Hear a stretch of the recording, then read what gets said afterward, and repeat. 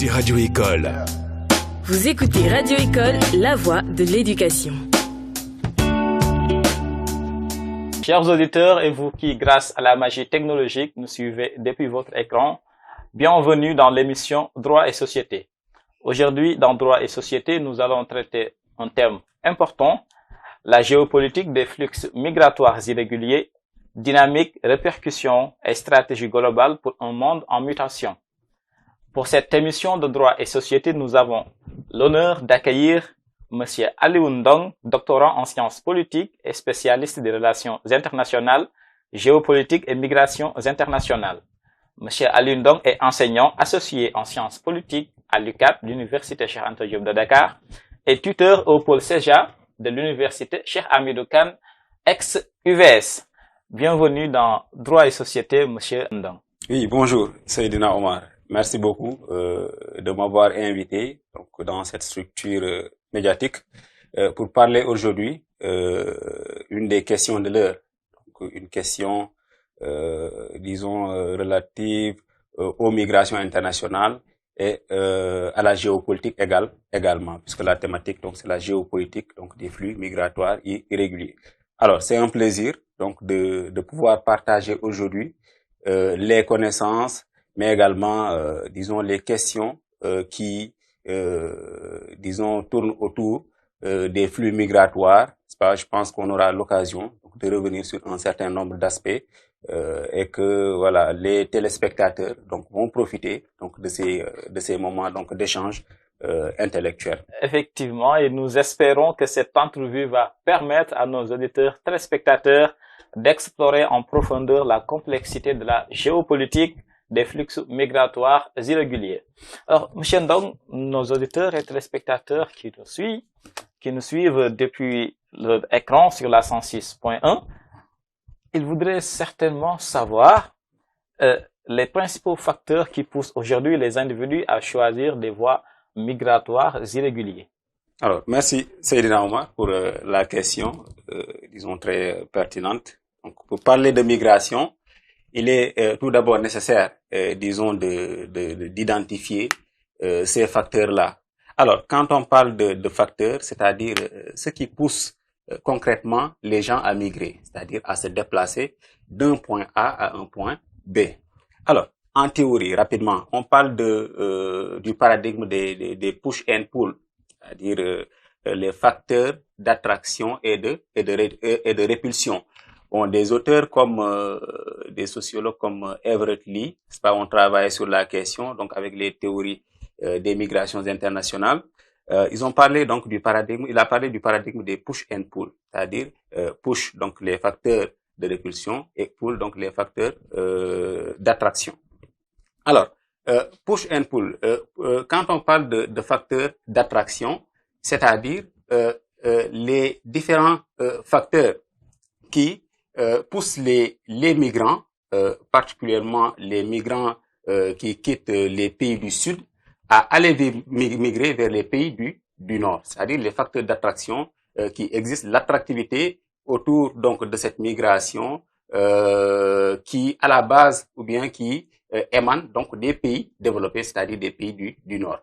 Alors les facteurs de répulsion, ce sont là c'est les push factors, ce sont les facteurs qui découlent de l'environnement socio-politique, économique, donc des pays de départ, en l'occurrence les pays pauvres. Donc c'est l'exemple donc des pays d'Afrique subsaharienne, d'Afrique du Nord, qui pour la plupart donc font partie donc des pays les moins avancés, donc les pays sous-développés. Alors là on a des éléments par rapport donc à la conception théorique. Alors qu'est-ce qui pousse aujourd'hui les individus à migrer, les populations à migrer? Fondamentalement, on a aujourd'hui la pauvreté, qui est un aspect, important par rapport à ces facteurs. On a également l'absence d'opportunités, particulièrement chez les jeunes. On a le chômage également, le chômage endémique, qui est, une problématique dans tous les pays, mais fondamentalement dans les pays sous-développés, les pays pauvres, où la plus grande marge de la population chez les jeunes ne parviennent pas disons, à trouver un emploi décent pour subvenir à leurs besoins. Donc ça, c'est des facteurs, c'est des push factors, n'est-ce pas? Donc des facteurs, disons, de répulsion, donc qui poussent les jeunes à aller migrer. Alors, on a par rapport, donc il faut faire la corrélation par rapport, je ne sais pas si vous me comprenez, par rapport au pull factor, donc là c'est les facteurs exogènes. Et là on a, disons, le niveau de développement des pays du Nord qui poussent les jeunes aujourd'hui également à migrer vers l'Europe et vers les États-Unis également. Les pays du Sud. Oui. Il y a ce mirage autour de l'Europe étant comme également l'Eldorado. Effectivement. Donc toute cette, disons, cette illusion irréelle, donc cette illusion qui est faite donc autour donc des pays du Nord, avec un niveau de développement, avec disons des infrastructures qui sont d'un niveau assez avancé, qui poussent également les jeunes à migrer. Mais il y a ce que l'on appelle également la causalité cumulative. Donc un certain nombre d'éléments causaux qui incitent les jeunes à emprunter les chemins de la migration irrégulière. Alors, il y a un aspect qu'on peut qualifier donc de mimétisme. C'est-à-dire le jeune qui est là dans le quartier, donc qui voit que disons ses camarades, donc ses amis d'enfance ont pratiquement tous migré ou bien ont pris le chemin de la migration. Lui également, il décide de migrer vers l'Europe. Ou bien il constate que tous ses camarades qui sont partis, bien tous ceux qui sont partis, parviennent quand même à subvenir très bien, à subvenir à leurs besoins, à construire des immeubles, à améliorer fortement les conditions de vie donc des membres de sa famille, etc. Ça également, c'est des éléments qui poussent à la migration. Donc, il y a un ensemble de facteurs qu'on peut classifier également donc, en facteurs économiques, également en facteurs, disons, sociaux. Maintenant, pour les facteurs sociaux, pour aller rapidement, là, donc, ce mimétisme-là, c'est un aspect, donc, par rapport aux jeunes qui imitent, donc, disons, leurs camarades, parce qu'ils voient que les conditions s'améliorent. Et aujourd'hui, avec le phénomène des réseaux sociaux également, on voit que des jeunes, quand ils voient que leurs camarades qui ont migré il y a quelques mois, quelques années, affichent donc sur les réseaux sociaux des images où vraiment on voit que l'individu a changé, son niveau de vie a changé. Donc ça également, ça pousse à la migration. Par rapport aux facteurs toujours, disons, sociaux, on peut également, disons, parler voilà, c'est ce que je citais tantôt, c'est-à-dire, disons, le chômage, n'est-ce pas, l'absence d'opportunités, n'est-ce pas, la pauvreté, tout ça, c'est des aspects également. Effectivement. Donc des facteurs. Et par rapport à l'économie, donc c'est toutes ces structures donc économiques défavorables donc des pays du Sud, parce qu'on a aujourd'hui une catégorie de migrants économiques. Donc là, on est avec les théories néoclassiques. Ceux qui migrent, qui quittent les pays du Sud, globalement, ce sont des migrants économiques, parce que le fondement de leur migration, c'est disons l'amélioration de leurs conditions de vie qui les pousse à migrer vers l'Europe pour donc trouver un avenir meilleur. Effectivement. Alors nous allons poursuivre avec l'impact que cette migration a, mais avant de poursuivre avec ces impacts, nous allons juste récapituler que les facteurs, en tout cas, qui poussent les individus à choisir les voies migratoires sont nombreux, et ce sont des facteurs qui peuvent être classifiés, et donc vous avez bien expliqué que parmi ces facteurs-là, il y a ce qu'on appelle le manque d'opportunités, qui fait que les jeunes aujourd'hui de plus en plus tournent vers la migration. Pour eux, l'Europe reste un Eldorado. Alors donc nous allons poursuivre, Monsieur Alundong, et maintenant nous allons parler d'impact d'impacts économiques, sociaux et peut-être politiques que ces flux migratoires, en tout cas irréguliers, peuvent avoir sur les pays d'origine, les pays de transit et de destination. Alors, pour les impacts de cette migration irrégulière, comme vous l'avez bien dit, il y a les impacts sociaux, les impacts économique. Bon, les impacts politiques également. Donc, ça existe donc avec aujourd'hui cette question sur la montée du nationalisme, etc. Alors, sur les questions concernant l'aspect économique, pour les pays de départ, c'est-à-dire les pays, par exemple, je vous donne l'exemple des pays d'Afrique de l'Ouest. Donc, pour donner un exemple, Sénégal, Burkina, Niger, etc., qui sont donc de grands pourvoyeurs de migrants irréguliers. Il y a les transferts de fonds. Donc, les migrants, bon, ça ne date pas d'aujourd'hui, hein, ce n'est pas avec le phénomène n'est pas un phénomène récent, la migration irrégulière, donc c'est depuis les années 90, donc ça s'est intensifié à partir des années 2000. Les transferts de fonds. Donc, d'après les recherches, il a été rapporté que les transferts de fonds des migrants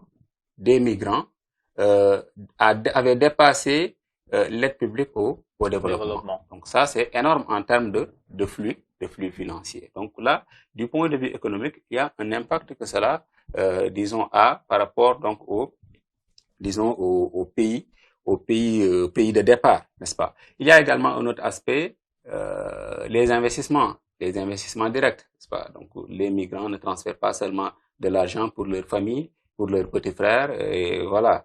Ils transfèrent de l'argent également pour construire ou bien pour investir dans divers secteurs, n'est-ce pas? Le secteur immobilier, etc. Donc, dans d'autres secteurs qui peuvent donc impacter sur l'économie des pays de départ. N'est-ce pas? On a vu beaucoup de migrants qui ont investi, qui ont eu des projets de retour, qui ont investi ou bien qui, même étant à l'étranger, donc ont investi en Europe ou aux États-Unis, ont investi au Sénégal dans divers secteurs. Donc ça également, au plan économique, c'est un aspect. Alors, du point de vue social, il y a pour les pays de départ, bien évidemment, la baisse de la main-d'œuvre.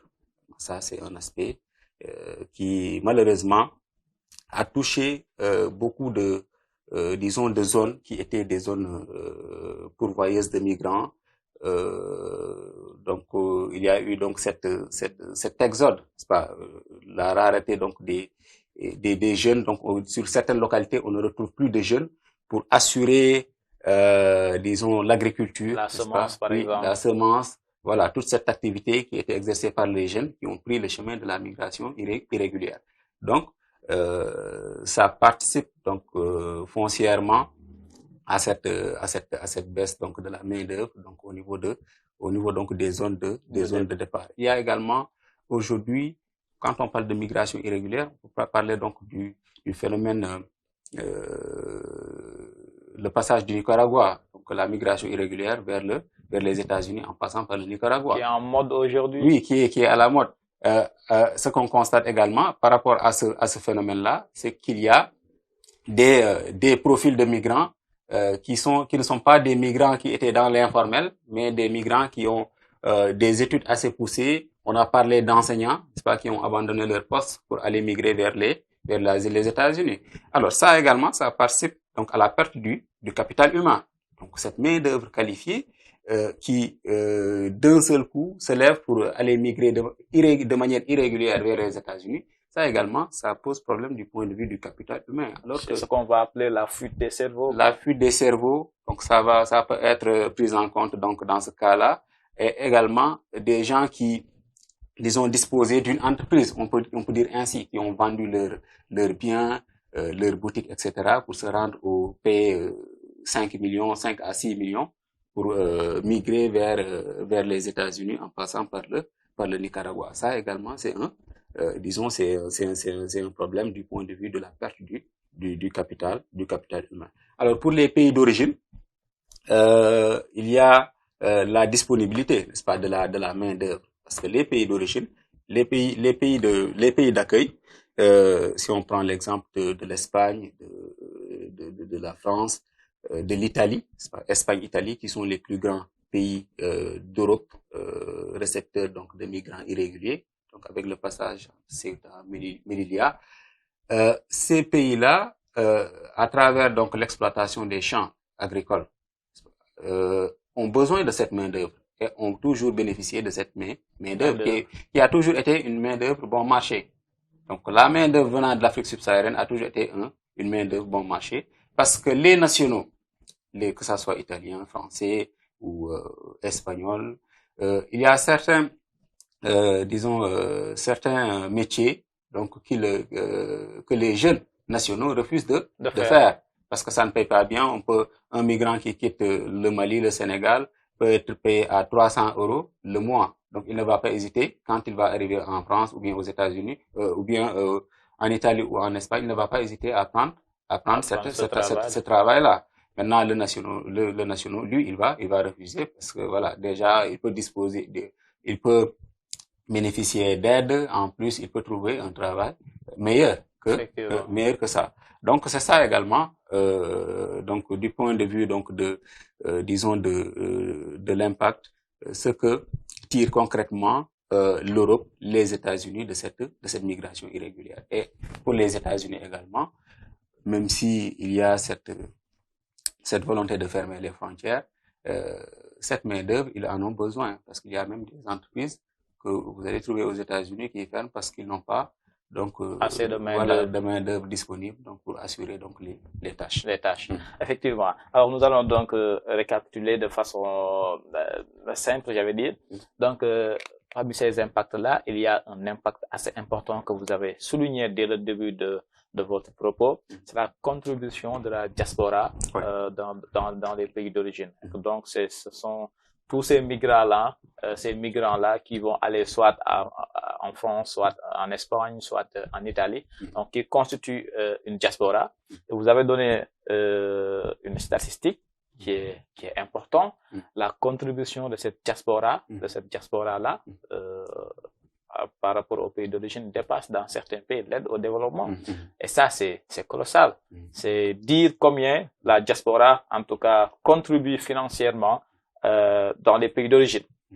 Alors, il existe différentes politiques migratoires mises en place par les différents gouvernements, par les différents pays. Alors, ces différentes politiques migratoires-là, comment elles peuvent influencer ces flux migratoires irréguliers?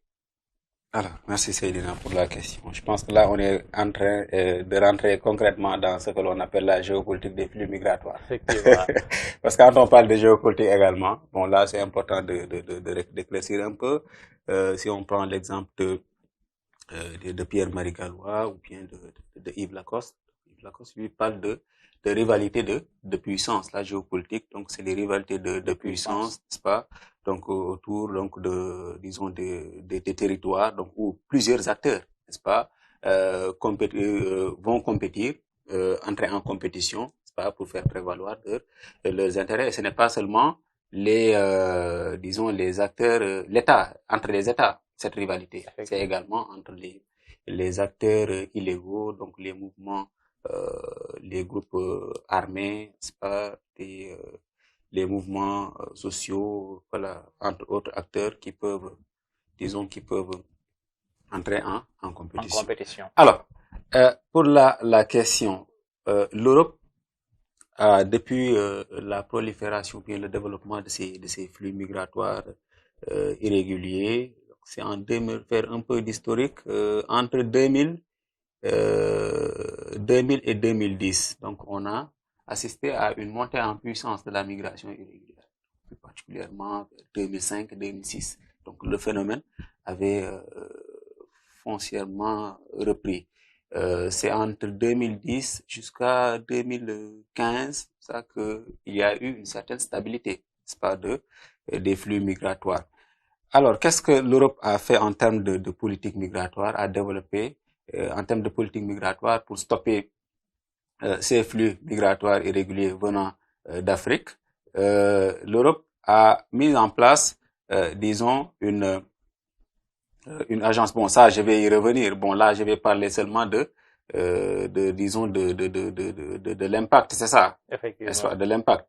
Alors, fondamentalement, ces politiques migratoires vont inciter les pays de départ, c'est-à-dire l'Union européenne, à travers les différents mécanismes, à travers les politiques mises en œuvre, va inciter les pays de départ à criminaliser la migration irrégulière.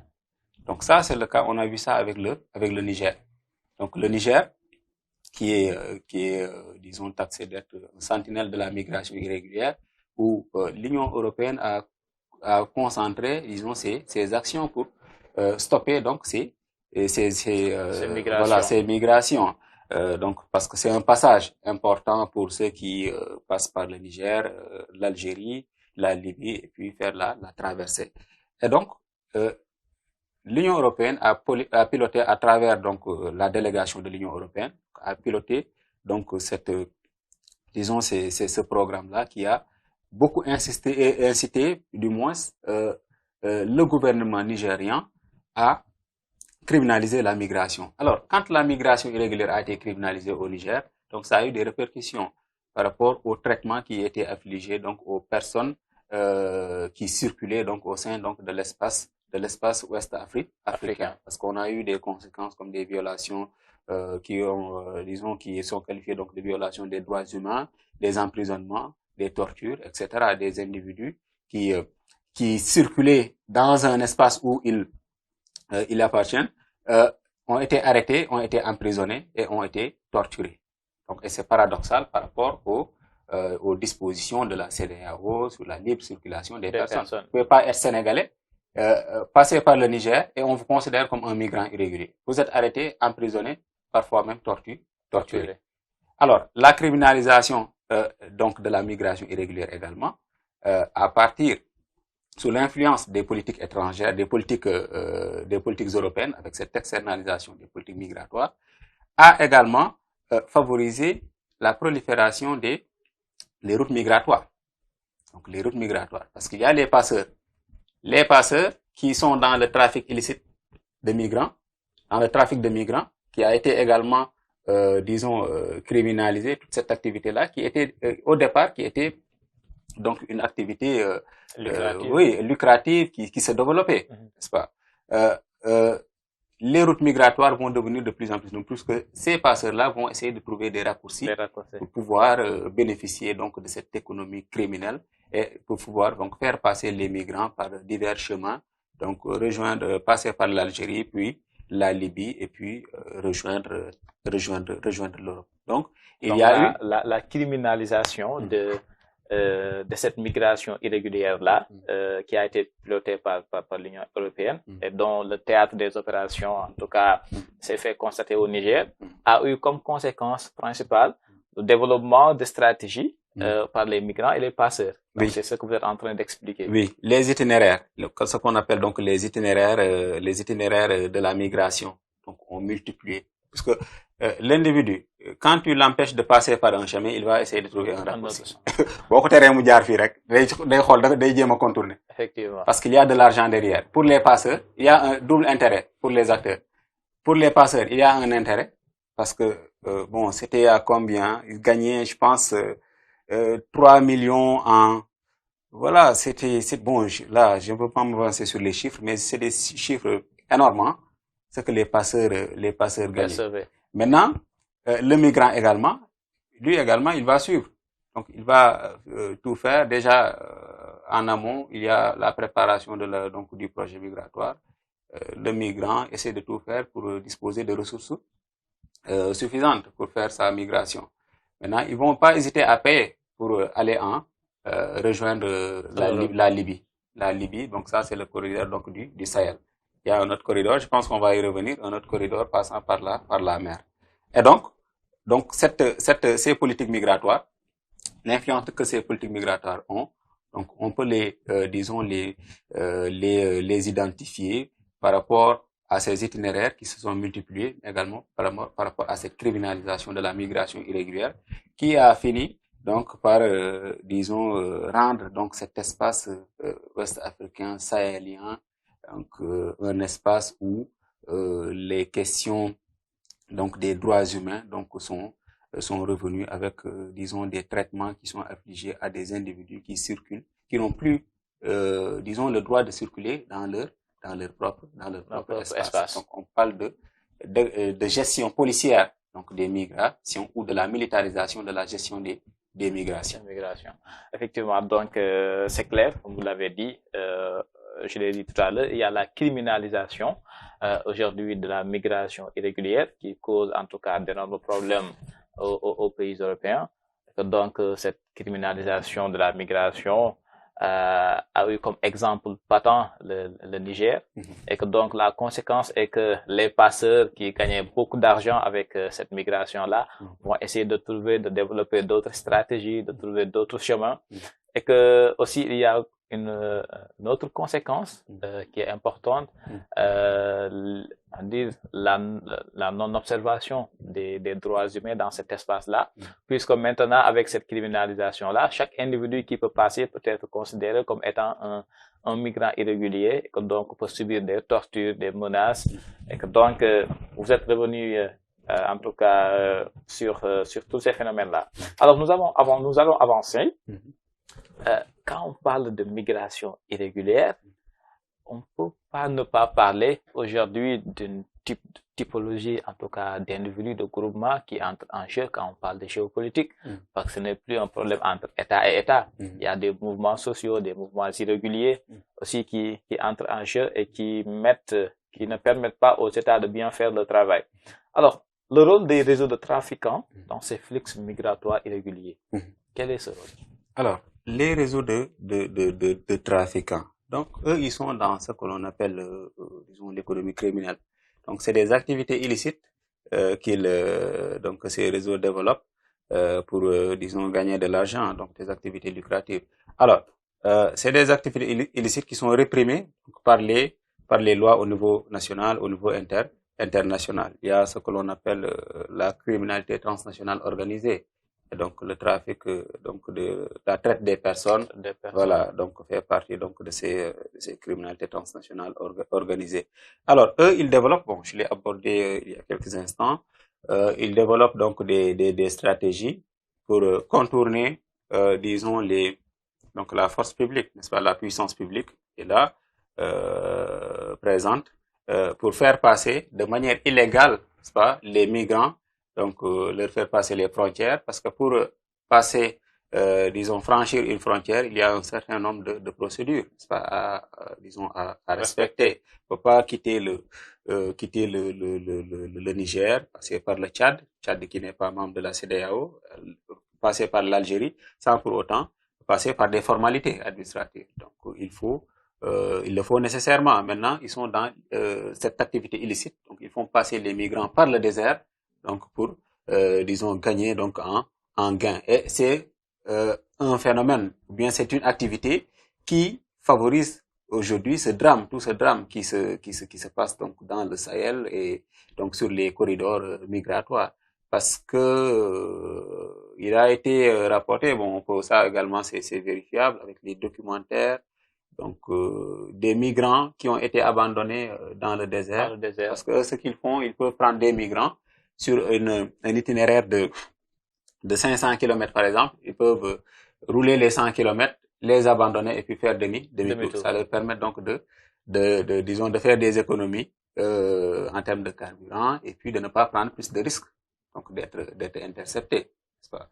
Donc ça, c'est maintenant ces migrants qui sont abandonnés dans le désert, parfois voilà, ils meurent donc dans des conditions atroces. Pas de faim, de soif, ce qui concrètement ne renforce pas ou bien ne s'inscrit pas dans le respect de la dignité humaine, mais également dans le respect donc des droits humains, n'est-ce pas, qui sont consacrés par les textes, donc au niveau national et au niveau international. Effectivement. Alors, cette migration irrégulière peut avoir des conséquences, des répercussions sur les pays de destination.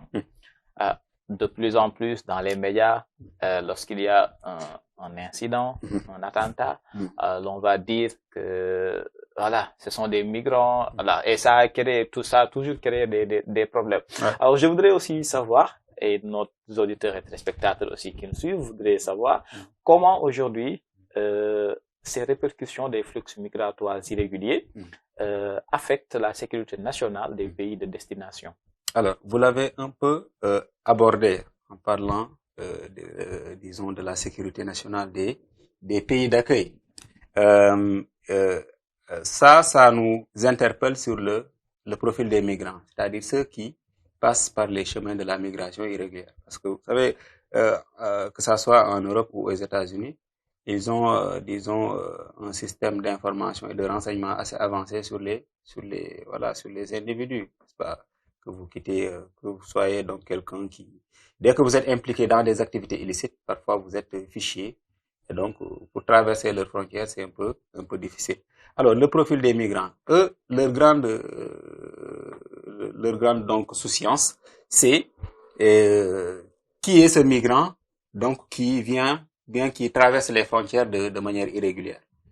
C'est ça le problème en fait, parce que ça peut poser également une question de sécurité nationale. Aujourd'hui, je vous donne l'exemple, le Sénégal, il n'y a pas de migrants, le Sénégal n'est pas inquiété par une migration irrégulière. Okay. Voilà, parce que ceux qui viennent, même si voilà les procédures ne sont pas corsées, mais vous entendrez des Sénégalais vous dire que on doit contrôler nos frontières pour savoir qui rentre donc dans notre pays, dans nos États. Mais ça, c'est également, c'est important. Moi, je les comprends. Parce que un État sérieux doit se préoccuper de celui qui rentre chez lui. On ne peut pas avoir sa maison et laisser la porte de sa maison grandement ouverte. Ku ñëw rek dugg. Loolu mënul nekk. Soo bàyyee sa kër mu tijjeeku. Ku ñëw rek dugg. Ah, dina am ku dugg koo xam ne warul dugg de. Excuse-moi pour le wolof. C'est bien. Tu le vois. Alors, ça c'est un aspect parce qu'on a vu également que en France, surtout avec des phénomènes la naissance des mouvements nationaux. Oui, des mouvements nationaux. Je vais y revenir avec certains actes terroristes, avec ce qu'on appelle donc en terrorisme les loups solitaires. On a vu avec les événements de comment ça s'appelle encore, avec l'hypercachère en 2015. Le Bataclan. Le Bataclan. Oui, l'attentat terroriste. On a vu donc que c'était des Français, mais ils sont originaires d'Afrique de l'Ouest, donc du Maghreb. On a vu également avec le jeune Mohamed Merah, qui a pris son arme à feu, qui est allé dans une école et qui a commencé à tirer. Ça également, ça interpelle un peu les acteurs, surtout les acteurs politiques, sur la question donc du nationalisme. Donc ça a fait monter donc le débat sur le nationalisme. C'est pour ça donc alors avec les profils donc c'est quelque chose d'assez préoccupant. Et il y a aujourd'hui, si vous prenez les regroupements donc des migrants. Donc, je vous donne l'exemple donc en France avec les banlieues françaises, une certaine criminalité, c'est pas un banditisme, bon, je vais le dire ainsi, qui se développe donc dans les banlieues françaises pour la plupart. Donc, les acteurs politiques accusent donc des migrants subsahariens, maghrébins, n'est-ce pas, d'être à l'origine donc excuse-moi, de ce foutage de bordel, quoi, je veux dire, dans les quartiers, n'est-ce pas, à Marseille, un peu partout à Paris. Alors ça également, ça interpelle sur la question de sécurité en plus donc du terrorisme. Par conséquent, la réaction de ces acteurs politiques, c'est la montée en puissance donc du nationalisme. Aujourd'hui, qu'est-ce qu'on voit en France avec des profils comme Zemmour, Émile Zemmour, et le Rassemblement national également, Marine Le Pen, donc Zemmour avec la Reconquête, donc qui, disons, ont une vision de la politique migratoire qui est assez répulsif, assez contraignante, qui, disons, s'inscrivent dans une perspective à ne plus accueillir, n'est-ce pas, cette migration en provenance d'Afrique subsaharienne et du Maghreb sous le, disons, le justificatif que ces migrants, n'est-ce pas, ou bien ces étrangers, donc sont à l'origine donc des maux, n'est-ce pas, de la société française, de la délinquance, du banditisme, mais également ils deviennent une charge, n'est-ce pas, pour l'État français. Voilà. Donc ça c'est un aspect. Et même avec le cas des États-Unis, c'est également le problème qui se pose. Ils n'ont pas peur ils ont moins peur de la dimension sécuritaire, mais plus donc de la charge que ces migrants-là peuvent peuvent faire devenir. supporter à Voilà, l'État. peuvent devenir. Maintenant, bon, moi, je ne suis pas en phase avec eux, parce que si on regarde donc la manière dont leur société, disons, Et répartis. voilà, répartie en avance du point de vue du développement socio-économique, aujourd'hui, ils ont besoin de cette main-d'œuvre. Mais pourquoi ne pas s'organiser de telle sorte à accueillir, n'est-ce pas, ces migrants et puis de voir, disons, d'essayer de redéfinir un peu le partenariat avec les pays d'origine pour ne pas subir donc toute cette vague de migration irrégulière également. Mais est-ce qu'il existe des solutions ou une solution Mhm. efficace Mhm. pour gérer ces flux migratoires-là au niveau mondial? Oui, des solutions. Là, une solution, ou bien des solutions, je dirais que ce serait assez, aller très loin. Donc, pour parler de solutions, bon, solutions, on peut parler de solutions structurelles et non de solutions conjoncturelles, parce qu'il y a un ensemble de mesures qui sont prises. Il y a aujourd'hui le pacte de Marrakech qui a été signé en 2018, n'est-ce pas, sur les migrations sûres, ordonnées. Maintenant, ce qui pose problème, c'est le respect du droit international. Est-ce que ces pactes-là qui sont signés, même s'il y avait 5 pays, donc grandes puissances qui n'avaient pas signé, et les États-Unis en font partie, aujourd'hui, c'est le respect, aujourd'hui, de cette libéralisation, donc de la migration, donc qui pose problème. Voilà, qui pose problème, même si la migration irrégulière ne peut pas être un phénomène donc qui ne peut pas être accepté. Aucun pays aujourd'hui ne peut accepter donc de subir des vagues de migrants irréguliers, parce qu'il y a plusieurs enjeux qui le permettent pas, et qui voilà, ce n'est pas donc c'est un phénomène qui n'est pas justifiable. Pour migrer, il faut migrer de manière régulière et non irrégulière. Maintenant, des solutions, peut-être essayer de libéraliser davantage la migration. Parce qu'aujourd'hui, si vous prenez l'exemple des pays de départ, le Sénégal, Mauritanie, Côte d'Ivoire, Bénin, Nigeria, etc., c'est des pays où il est très difficile de migrer. Même si vous avez tous les documents parfois, tous les documents qui peuvent justifier votre migration, votre voyage, on vous empêche le visa. On vous refuse le visa, du moins. Et ça, c'est un problème. C'est un problème. Pour le jeune Africain, l'Africain déjà ne migre pas. L'Africain ne migre pas, c'est-à-dire l'Africain ne sait pas voyager. Aujourd'hui, vous prenez, même bon, au plan mondial, on parle de 2,3%. Mais si vous prenez l'exemple d'un jeune américain, ou bien d'un jeune français, d'un jeune italien, c'est parce que le passeport européen, le passeport Schengen, le passeport français, américain, canadien, a une valeur. Effectivement. Eux, ils peuvent voyager n'importe où, quand ils veulent, pratiquement. Les pays qui leur refusent l'accès, c'est les pays où ils ont parfois disons des mésententes, des conflits, des plans diplomatiques, bien évidemment. Voilà, qui les empêchent donc le séjour dans leur pays. Mais eux, ils migrent comme ils veulent. Mais aujourd'hui, prenez le Sénégal. Le Sénégal, bon, je sais pas, le Sénégal, on est à un seuil très bas sur les pays où on peut voyager sans le visa. Donc ça pose problème. Maintenant, en plus de ça, il faut faciliter donc l'accès, surtout pour des gens parfois qui justifient donc leurs moyens financiers, ou bien qui ont un certain niveau d'études, parfois qui veulent aller étudier, par exemple l'exemple des étudiants, ou bien disons en tout cas de ceux qui sont dans le monde intellectuel, dans le milieu intellectuel, parfois même ils éprouvent des difficultés pour voyager. Donc ça ne participe pas à la libéralisation donc des migrations. Mais du point de vue juridique, on a tout ce qu'il faut. Hein. On a la Convention de Vienne, c'est pas donc 151. On a la Déclaration universelle donc des droits de l'homme, avec l'Organisation internationale du travail, donc avec le droit des travailleurs migrants. On a le pacte de Marrakech. Donc tout cet arsenal juridique aujourd'hui permet aux gens donc de pouvoir voyager librement. Mais le blocage, c'est surtout au niveau des pays respectifs, surtout les pays d'accueil qui prennent donc des législations ou bien qui mettent en place des mécanismes qui ne permettent pas aux individus, souvent ceux qui viennent des pays pauvres, des pays moins avancés, de pouvoir disposer donc du visa pour une migration régulière. Pour une migration régulière, sûre et ordonnée, comme c'est consacré au niveau donc des législations. Monsieur Ndong, je rappelle à nos auditeurs, téléspectateurs qui nous suivaient depuis leur écran, que c'était Droit et Société dans votre chaîne éducative Télé-École et sur la radio École 106.1.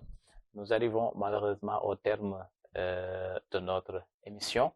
Peut-être un dernier mot chez Alioune Ndong à l'endroit de nos auditeurs téléspectateurs et aussi peut-être pour revenir vite fait sur peut-être les mécanismes que les organisations internationales telles que l'ONU et l'Union européenne ont mis en place pour contribuer à la gestion des flux migratoires irréguliers.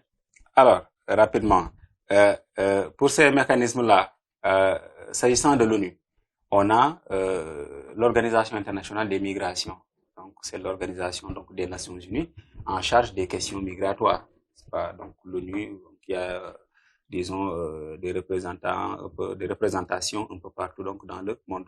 Et l'Organisation des Nations Unies donc gère donc tout ce qui est lié aux questions donc des migrations sûres, ordonnées, donc bien structurées. Donc ça, c'est pour un peu s'inscrire dans ce respect donc du droit de la migration, mais également ils interviennent dans disons la lutte contre la migration irrégulière. Ils participent également à ils interviennent souvent dans des actions, donc l'action recherche. Ils financent donc des programmes, des projets plutôt, donc des projets donc qui ont pour objectif de lutter contre la migration irrégulière. Il y a le programme Migrant as Messenger, donc qui est un programme, je ne sais pas si c'est toujours en cours, de sensibilisation sur le phénomène de la migration irrégulière. Donc ce sont ces thématiques-là donc que ces organisations sur lesquelles donc ces organisations comme l'OIM interviennent. Pour l'Union européenne, il y a la délégation de l'Union européenne qui sont présents également pour la plupart dans les pays de départ surtout, donc pour lutter contre ce phénomène donc de la migration irrégulière. Et par rapport à la délégation de l'Union européenne, c'était en 2018. L'Union européenne, à travers le fonds fiduciaire d'appui au projet et au programme, avait financé à hauteur de 193 millions d'euros, n'est-ce pas, les projets et programmes pour lutter contre le phénomène de l'immigration clandestine ou immigration irrégulière vers l'Europe. Maintenant, 193 millions d'euros, c'est aux environs de 123, je pense, 126 milliards de francs CFA. Donc, c'est énorme. C'est énorme. Alors, ce qui fait que, voilà, du point de vue, donc, des résultats, donc, il n'y a pas concrètement, disons, de bilan positif par rapport à ces fonds qui sont injectés. Donc, mais c'est réparti, n'est-ce pas, au niveau des acteurs étatiques, n'est-ce pas, donc des acteurs ministériels, directions, mais également d'autres acteurs de la coopération, des associations, donc qui interviennent sur les migrations. Mais globalement, donc les résultats restent mitigés par rapport à la gestion donc de la migration irrégulière vers l'Europe. Et il faut quand même essayer de trouver des solutions durables, n'est-ce pas, qui permettent concrètement de lutter contre ce phénomène, parce que jusqu'à récemment, c'était au mois de récemment, pas même 2023, en 2024, il y a eu des départs à partir du Sénégal, mais également à partir de la Mauritanie, et des chavirements donc de bateaux donc ont été notés. Voilà. Merci beaucoup, monsieur Ndong, pour votre participation enrichissante à notre émission Droit et Société d'aujourd'hui. Nous espérons que ce ne sera pas la dernière. Oui, c'est allé très vite, hein, c'est Omar. Quand le débat est passionnant, ça passe trop vite. Ah oui, mais c'est moi qui vous remercie vraiment de l'invitation. pour parler de la géopolitique des flux migratoires irréguliers. Je pense qu'on aura peut-être d'autres occasions de revenir encore une fois. Et voilà, de parler plus donc de la question, puisqu'il y a, disons, plusieurs aspects. Donc, sur les migrations, il n'y a pas que la géopolitique des flux migratoires, il y a la migration et les instabilités en Afrique de l'Ouest. Voilà, la question des migrations et des droits humains, qui peuvent être également abordés et puis peuvent être donc au service de la communauté. Merci beaucoup et voilà. L'occasion ne manquera pas de revenir sur toutes ces thématiques. Alors nous espérons que cette discussion aura été en tout cas instructive pour nos auditeurs et qu'elle contribuera effectivement à une meilleure sensibilisation et une compréhension des défis auxquels sont confrontés les migrants irréguliers, ainsi que des stratégies globales nécessaires pour faire face à cette réalité dans un monde en mutation. Restez à l'écoute de Droit et Société, chers auditeurs et téléspectateurs de la télévision éducative Télé-École, pour d'autres débats passionnants sur les enjeux juridiques et sociaux contemporains. Merci de votre fidélité et à bientôt. Radio École. Vous écoutez Radio École, la voix de l'éducation.